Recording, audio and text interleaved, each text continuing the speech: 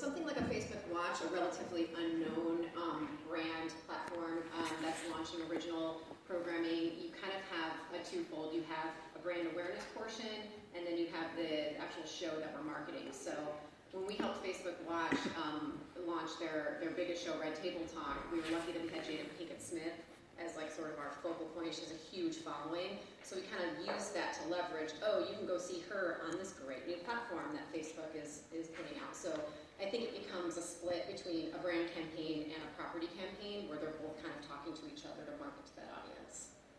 And are you finding a difference in how users interact?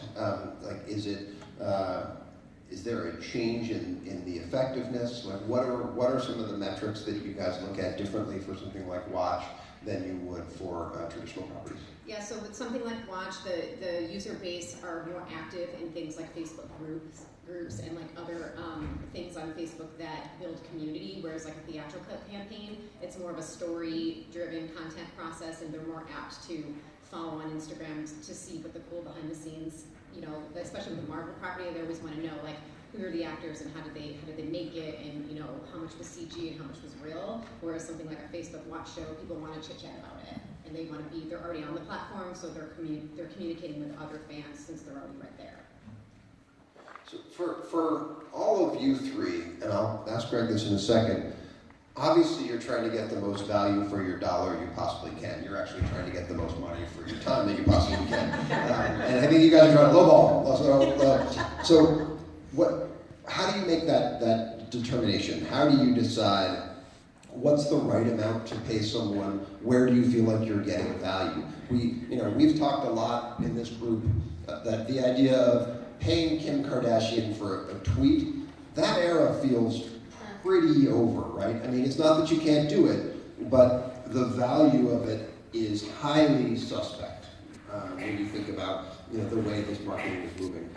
How do you guys make the kind of economic determination of who you're going to go after and what's the right amount? It's a tough question.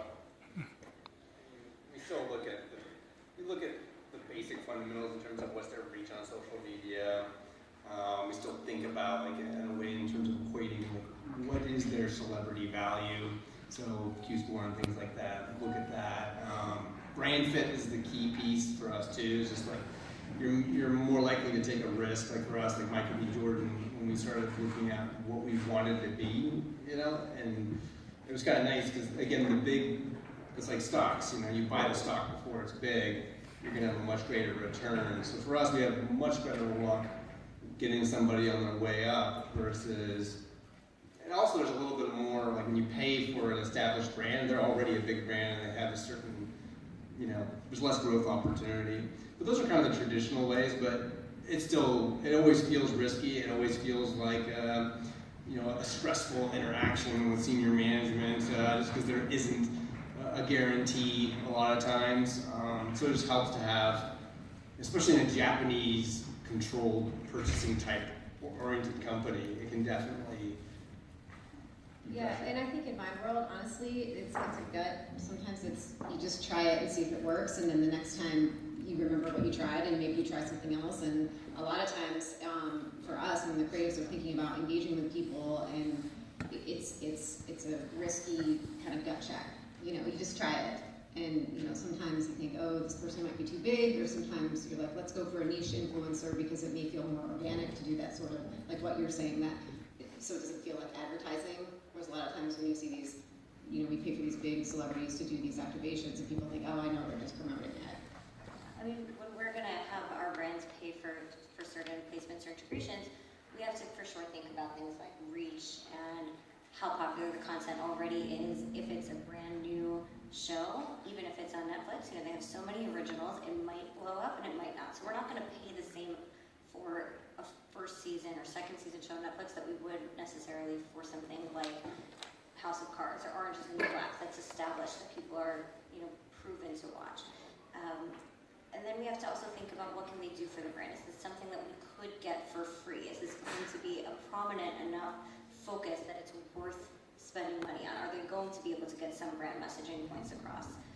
Those are the kinds of things we have to think about. And who's watching it? Is it the right demographic? Is it, some of the P&G brands have more money than others. Are they able to kind of take an experimental gut check kind of a play, or do they have to see that someone else has done it successfully in the past, and what metrics can we provide to prove that success? And a lot of, and then timing. That's the other big thing for us is movies and TV shows get produced a lot faster than brands can make decisions. And so we have to think, is the timing right? Is the release going to be correct? Because a movie can be going up in 2 weeks and not actually hit theaters for 2 years. And by that time, the packaging could change. Or the brand manager will be different. Or, you know, there's so many different, you don't really pay in my world until the product has been seen on screen per what you've agreed upon in the contract. And if you're talking 2 years from now, what's that budget going to look like? So we have to really know what that movie's going to do before we can say, yeah, absolutely, let's make this decision like that. So we're getting to really good fundamental tenets, this idea of using your gut, not knowing what's going to succeed.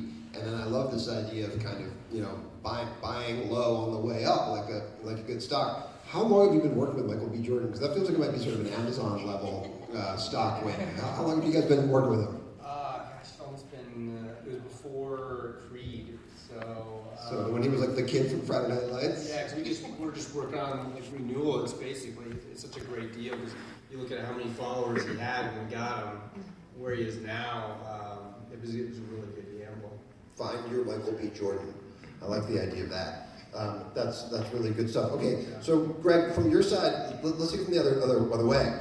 Like, what happens if somebody comes to you with a lowball offer? Like, what happens if I say, "Hey, I want you to, you know, I want to give you $50 to tweet this thing for me. What emoji do I get back?" Normally, you just don't even respond. No, not even the poop emoji. I don't know nothing. Okay. Yeah, and I mean, speaking, I've also facilitated brand deals for some bigger influencers, so I'm not just speaking about myself.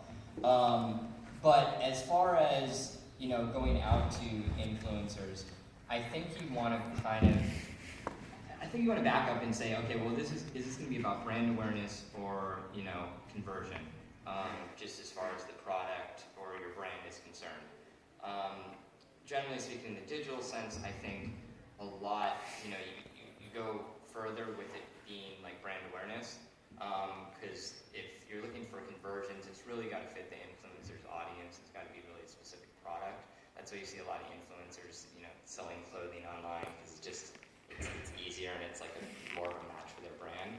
Whereas, you know, I don't with like Acura, I feel it's more brand awareness to go buy a car, so it's not going to do a swipe up and then go order a car. Right. So, you know, you have to look at it at your objective of what you want from that level. As far as, you know, going to influencers and pricing them, I totally agree with, you know, the buy low on like finding someone who's on the way up and trying to create a relationship with them. That being said, it wouldn't be, let's say, you know, 1 post or 2 posts. I would create a deal where it was like a monthly thing. Maybe for 3 months they're doing, if you're talking to Instagram, doing like, you know, 2-3 swipe ups a month. So their audience is like, you know, continually reminded of this brand. And, you know, I think you're gonna get much further that way than if you were just to do